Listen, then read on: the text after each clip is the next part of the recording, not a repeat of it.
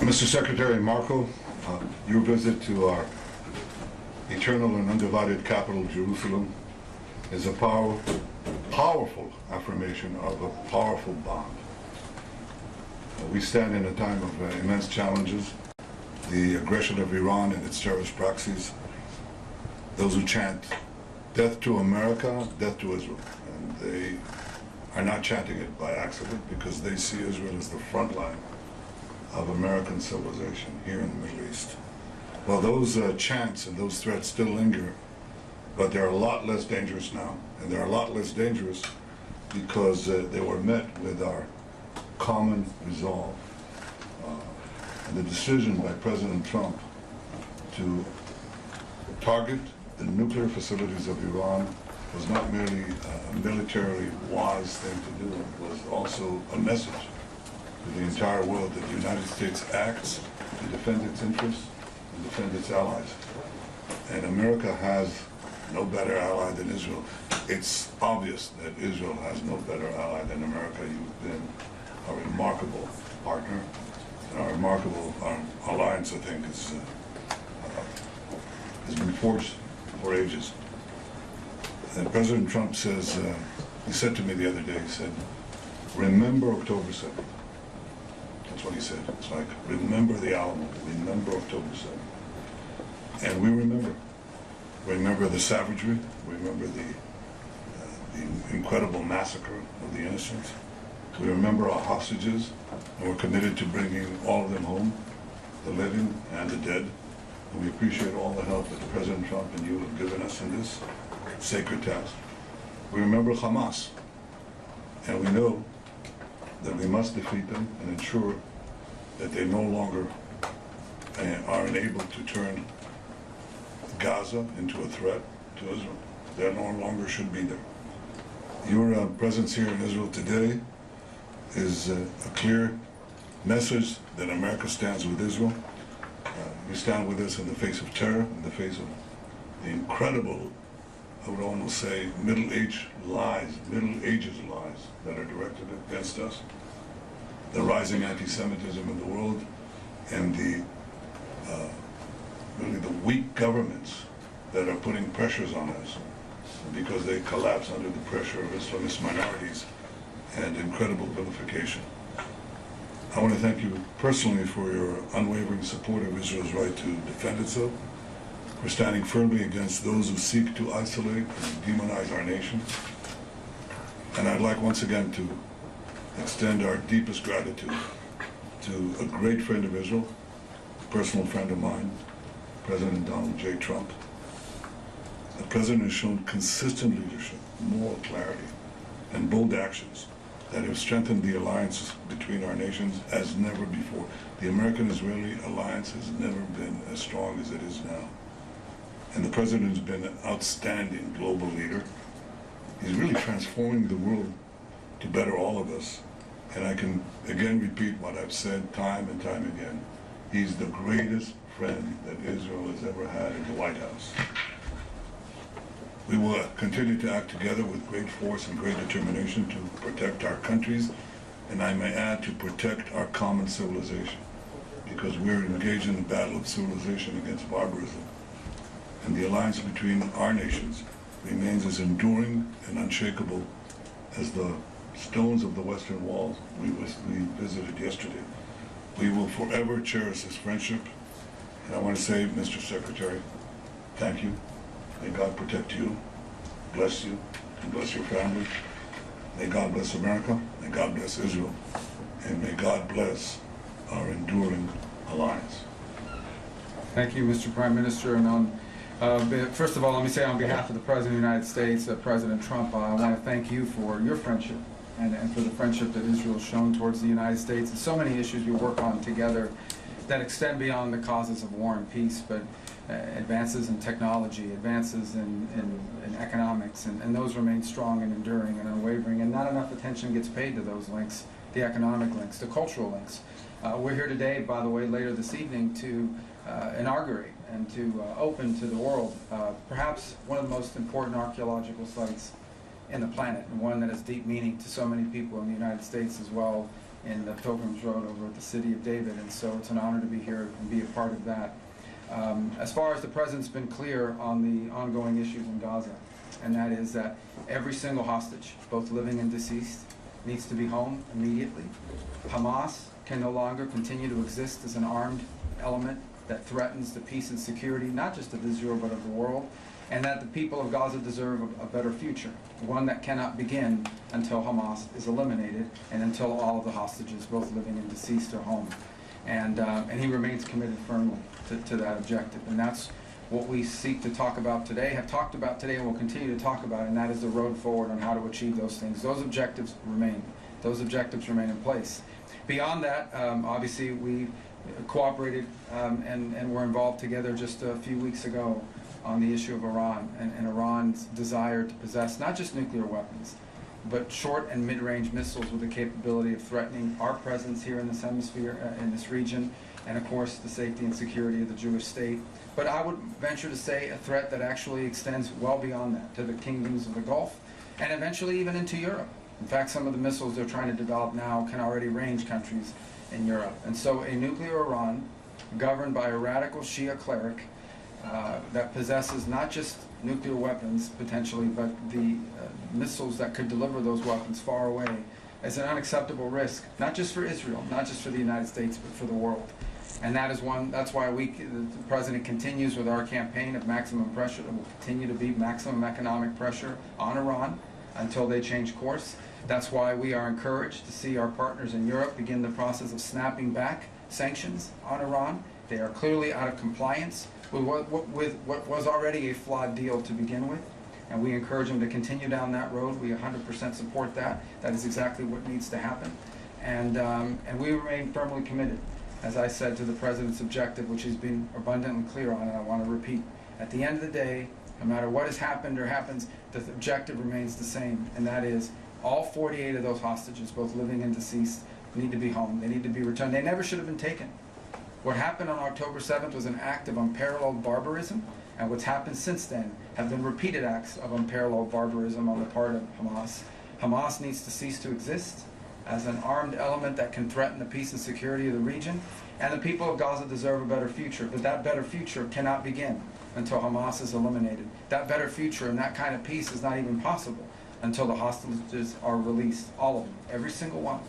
And so that's what we continue to be focused on. That's what the President wants to see happen, and that's what you can count on our unwavering support and commitment to see come to fruition. Thank you. Thank you very much. Mr. Secretary, do you think that it's possible to military disband?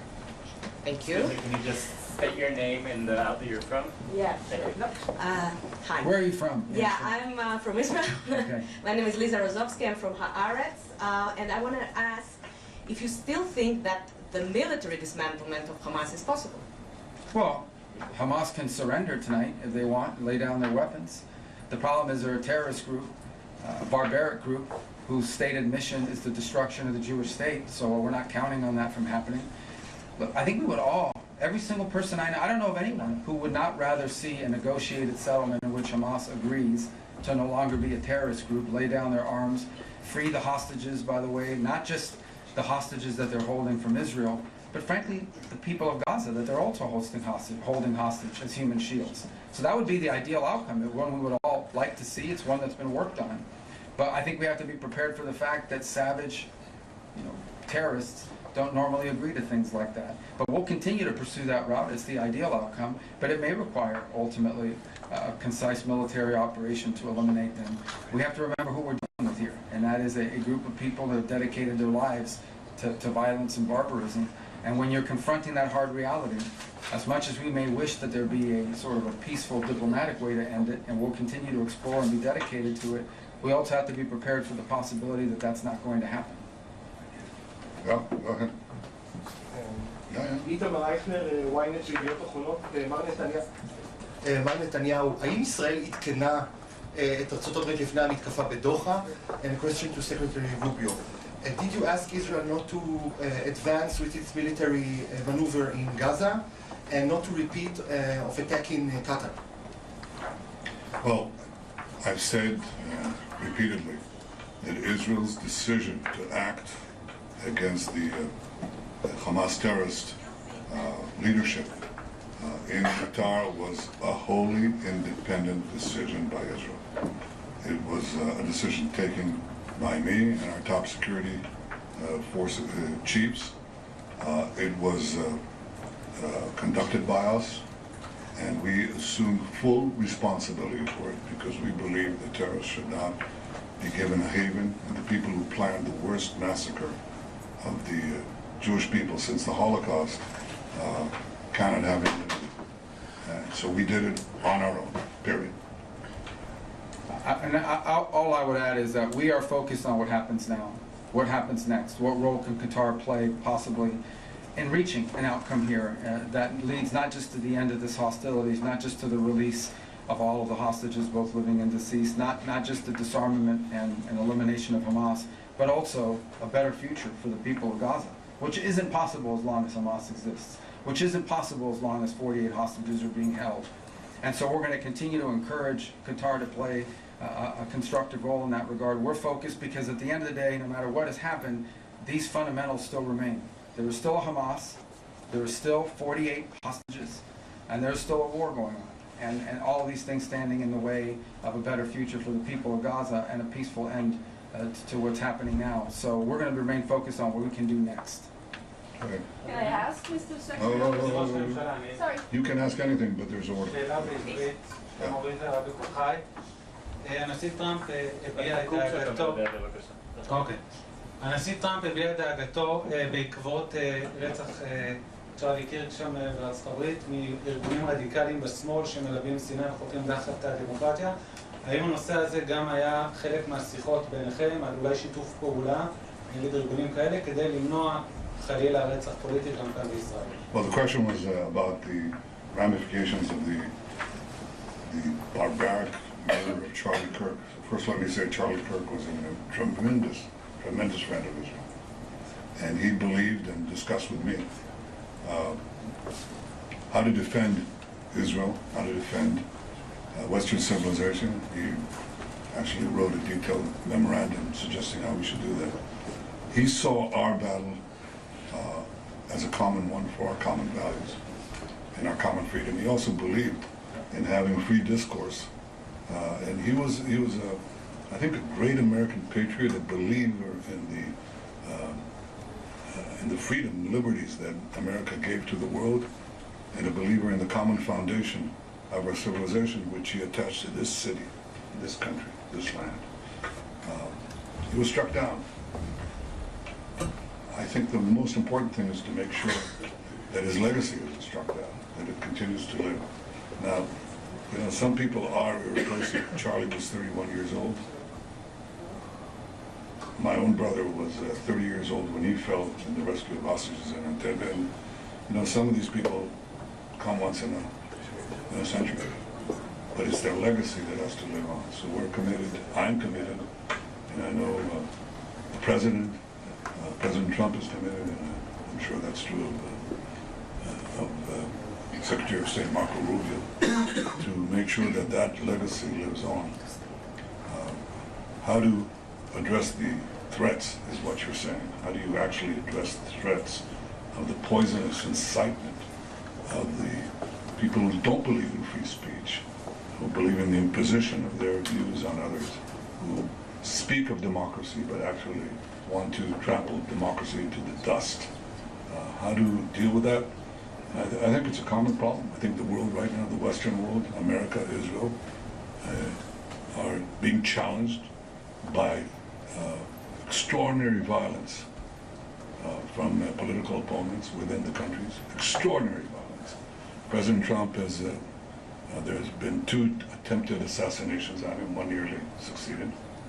I've been targeted myself with death threats, which are pretty much daily.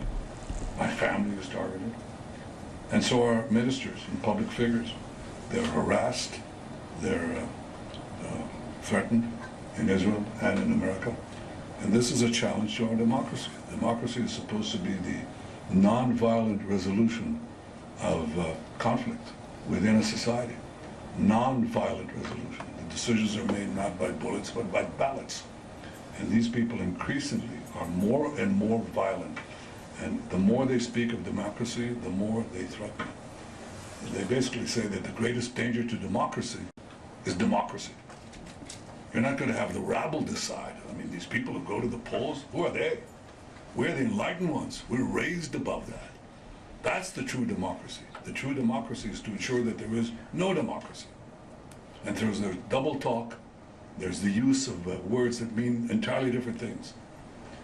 And that certainly won't derail us, but I'm sure that we should take all the actions independently and jointly to protect our liberties, our way of life, our democracies. Well, a couple points on, I think it's horrifying to see any human being executed before the entire world because of social media. It was a particularly difficult week this week in the White House and in Washington because Charlie Kirk wasn't just someone who supported the president. He wasn't just someone that we were aware of. He was a personal friend to a lot of people in that White House. The president, to the vice president, to multiple people. It was a combination, political assassination, but also death in the family type event. And it was shocking to a lot of people to see. Apart from the tragedy of it for him and for his family and for the nation, really, is the irony. Charlie was one of the few people out there that was actually engaging what we need more of, and that is debate and conversation among people with strong disagreements. People know Charlie Kirk because of his role on campuses. He would go on college campuses, and he would actively seek out and invite people who strongly disagreed with him to come to the microphone and engage in a back and forth. The alternative to the back and forth is to just attack each other. It's very easy to just do podcasts and just do interviews and give speeches where you attack the other side. It's much harder to engage people whose views are diametrically opposed to yours and engage them in a debate. And he did that. But he didn't just do that on college campuses, because that's what he was best known for. He did that online as well. Charlie was a frequent guest on the podcasts and on the shows of people who he did not agree with. And he had guests on his show that he did not agree with. He was actually a guest on Gavin Newsom's podcast and engaged in debate with the Young Turks, and as well as going around the world engaging in some of these lecture series with people from the other side, and I don't even say the other side of the aisle, other side of ideological divides, because sometimes it wasn't just partisan. And to see someone who was engaged in what we need more of, assassinated in the process of doing exactly that. Because that's where he was assassinated. He was assassinated in the middle of that kind of discourse. I think was an effort not simply to silence Charlie's voice, but I think is an effort to intimidate and silence that kind of effort in America. And I think for the world to engage in that kind of discourse with people you disagree with. And once a society loses the ability of people with strong disagreements to engage in discourse, then the only option you're left with is either silence or violence, neither one of which is acceptable. Both are very destructive. Let's speak from the foreign press. No, let's start Asperelli, please. Thank you. Tom Bateman from BBC News. First of all, Mr. Secretary, you have a very vocal anger from Arab countries, your Gulf allies, over the Israeli strike last week, accusing Israel of barbarism in their words. Isn't this a crisis now for American diplomacy? And how are you going to assure your Gulf allies, as the President says, that this won't happen again? And Mr. Prime Minister, can you give us your assessment of whether last week's attack did actually kill any of the Hamas leadership in the building? And in Gaza City, with tower blocks being destroyed every day, dozens dead daily, are you simply using the civilian population of Gaza as a means to apply pressure on Hamas? Well, let me begin with a question you asked me, and that is, we have strong relationships with our Gulf allies. We work very closely with them on a number of things. We've been engaged with them. We've been engaged with them consistently before what happened and after what happened. And ultimately, the point we will make to everybody is that some fundamentals still remain that have to be addressed, irrespective of what has occurred. The reality of it is we still have 48 hostages. We still have a Hamas that is not only holding 48 hostages, they're holding Gaza hostage, and they're using civilians as human shields. There's still a dangerous element, and as long as they exist, as long as they're around, there will be no peace in this region. because they are not agents of peace, they are agents of barbarism. And it's still a fundamental fact that the people of Gaza deserve a better future, a future which is not possible until the hostages are all released and Hamas no longer exists. All these fundamentals still exist. They all still have to be addressed. And that's what we're going to remain focused on as we engage with our allies in the Gulf, is how can we continue to work together to address those three things which we think are pillars. Solving those are pillars of the broader construct I think all of us hope for the region. There's immense cynicism and hypocrisy in the condemnation of Israel. After 9/11, the Security Council of the United Nations passed resolution 1373. And that resolution said that states must not harbor, give safe haven, finance, plan, or allow such actions for terrorists. It didn't say some actions in this part of the world, or some nations cannot do it in this part of the world, but they can do it in another part of the world. And of course the United States acted very boldly against the terrorist havens that were given to Al-Qaeda in Afghanistan, the terrorist haven that was given to the chief terrorist, Bin Laden, in Pakistan. Those countries that are condemning Israel today did not come and say, well, what a terrible thing was done. The sovereignty of Pakistan was violated. The sovereignty of Afghanistan was violated. You don't have such sovereignty when you are effectively giving a base to terrorists and a place where they can ply their gruesome trade. So it's the right of every country under international law to defend itself beyond its borders against those who would kill their citizens, murder them en masse. That is what guided Israel. What are we trying to do in Gaza? You say we're bringing down those towers to intimidate people. We're not bringing down those towers to intimidate people. Those towers are serving as Hamas strongholds. But what we're doing is we're telling the population, because we're going to take over and destroy the Hamas stronghold, they're one of the last two strongholds and the most important one that Hamas has left in the Gaza Strip. We ask you to leave. And what is Hamas doing? They're asking them to stay because they want to use them as human shields, as they've done from the beginning of the war. And we say, leave, please leave. Do leave, fast, and as fast as you can. And that's what we're doing right now. Hamas is telling them, Hamas is not only telling them, don't leave, but in previous occasions, including a few weeks ago, they shoot them. They shoot women and children in the legs, beginning with the legs, then they go higher if it doesn't work, to keep them in harm's way. So I think that to the extent that the world again is falsely condemning Israel, they should get their priorities and their facts right. It is Israel that is trying to clear the combat zones from civilians. It's Hamas that's trying to keep them in. So we'll continue to do what we can to make sure that they're out of harm's way, and we'll complete our mission, which is to free all our hostages, get them all back, and make sure that Hamas is eliminated. And on the assessment of the impact of the strike, whether the leadership was killed in Doha? Well, we're still getting the final reports. I'll tell you what the impact of the strike is. We sent a message to the terrorists. You can run, but you can't hide. And we'll get you. Anabowski first.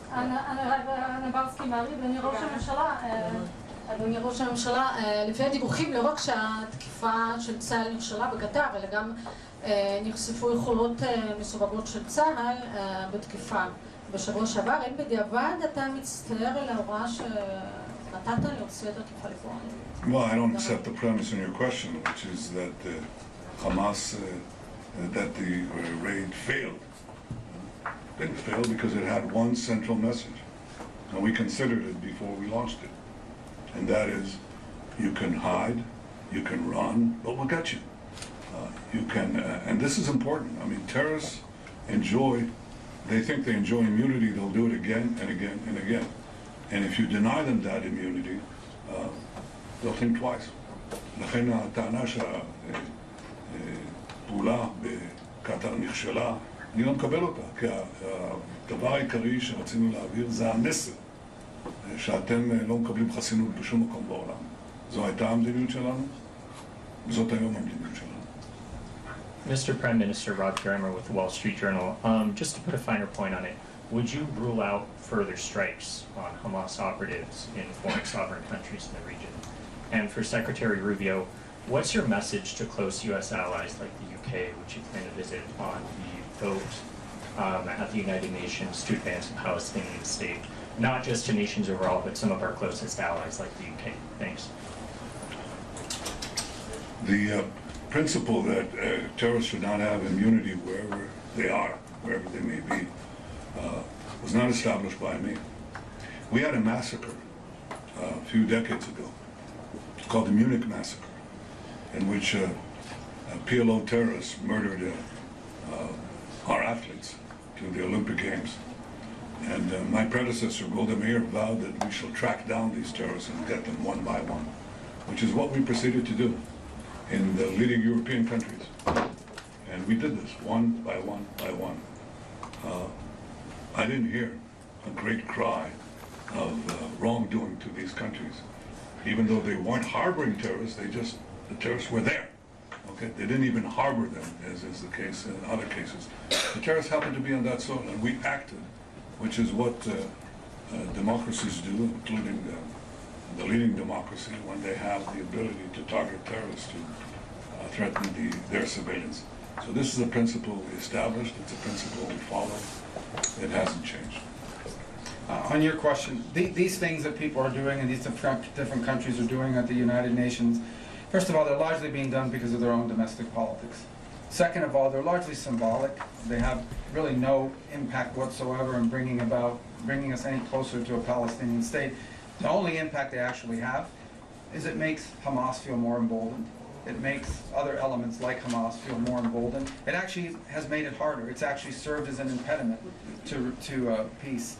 In the past, we have seen when these statements have come out, maybe there's a negotiation going on, maybe you think you've actually made some progress on getting some hostages released or an end to the war, and then these things come out, and all of a sudden these groups back off. In many cases, walk away. Hamas has walked away from agreements that they actually had tacitly agreed to, but then they see the sort of international support they believe they're getting and they walk away from it. So we've warned of two things. One, it actually makes it harder to negotiate when those negotiations were occurring, and because it emboldens these groups. And the second is, we've warned them that there will be an Israeli counter-reaction to those moves, and we've seen some of that happen as well. So I think these things have actually made it harder to end this war and this conflict, not easier. And we've expressed that to them. I've expressed that to them directly on multiple occasions, and I'll continue to do it. Now, they're going to do what they want, and they're going to continue to do what they're doing, but I'm telling you, it's actually hurting the cause they think they're furthering. Two last questions. Let's take one for the foreign press and one from the Israeli press. You take it. You tell me. Thank you. Secretary, I wanted to ask, I know you mentioned prior to the trip that the focus of the trip was not the Israeli plans for the operation in Gaza City, but I was wondering if you could tell us if that's something, and Mr. Prime Minister, good to see you again, if this is something that came up in your discussions in terms of the U.S. view on the announced Israeli plans for military operations in Gaza City, and what the U.S. view is about this idea of, as some have talked about, a Gideon's Operation Gideon's Chariot kind of two, or a continuation of the offensive, or an expansion of the offensive, potentially this month in Gaza City. Yeah, the best way for me to put it to you is that the purpose, of our conversations have been about what the president. I'll restate what the president has repeatedly said. He wants every single hostage released. He wants Hamas eliminated as a threat, and he wants to then have the United States be helpful in rebuilding Gaza for the future that's going to be peaceful and prosperous, and not have elements like Hamas operating. That's the goal. Now, how do we achieve that? How do we get there? That's what we're always talking about. That's what we talked about today. And that's going to continue to be the focus of our engagement in this. We want all of the hostages out. All of them. Every single one of them, both living and deceased, all of them. There should never have been hostages. This should never have happened. Okay, this happened because on October 7th, these animals, these barbaric animals, conducted this operation, and against innocent people that had nothing to do with any of this. And that's why this all started. We've forgotten that. People have forgotten that that's where this all began. That's why the president keeps saying, remember October 7th. We wouldn't even be having these conversations right now if these barbarians had not done what they did. So this is what brought us to this point. It needs to end. And how does it end? It ends by eliminating the people who did it, by ending them as a threat. It ends by releasing every single hostage, both living and deceased. There should never have been a hostage. There should not be a hostage now.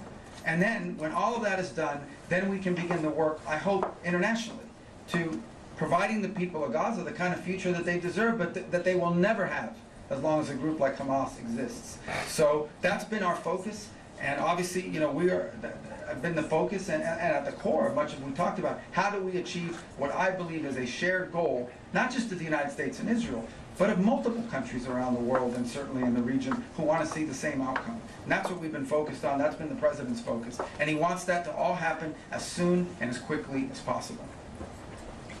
You asked a question. What was the tail end of your question? Sorry. Just if you could comment about, following your discussions of the past couple of days about Israel's plans with regard to Gaza City and potential expansion of the offensive there. Well, I'm not going to talk about our tactical plans. I leave that to our military people in the field. But I have stated the cabinet's decision on 5 principles that I brought before it. And as Secretary Rubio correctly said, this war could end now.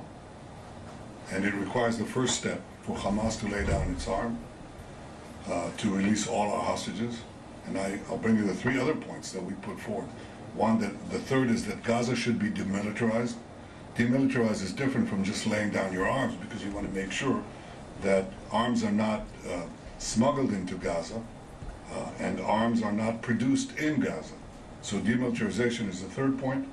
Overriding Israeli security responsibility is the fourth point, to make sure that there's no resurgent terrorism, Hamas or from any other organization.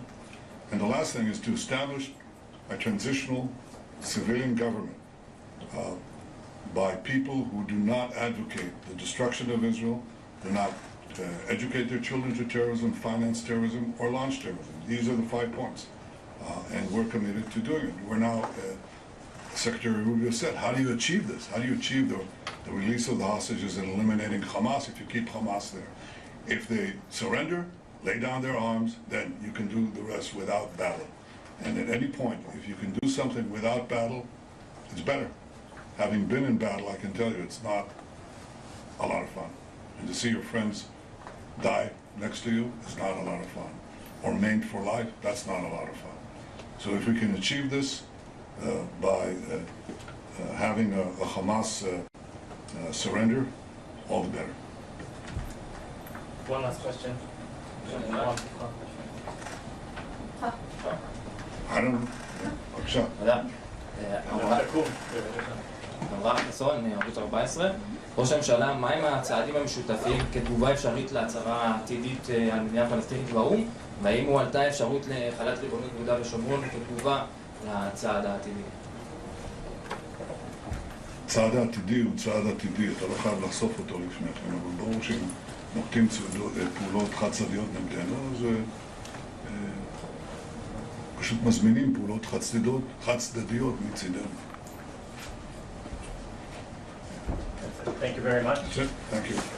I want to acknowledge, the presence of 2 extraordinary ambassadors here, Ambassador Huckabee, American ambassador to Israel, and Ambassador Leiter, Israel's ambassador to the United States, our foreign minister, Gidon Saab, our National Security Council head, Tzachi Hanegbi, and my staff, and your staff.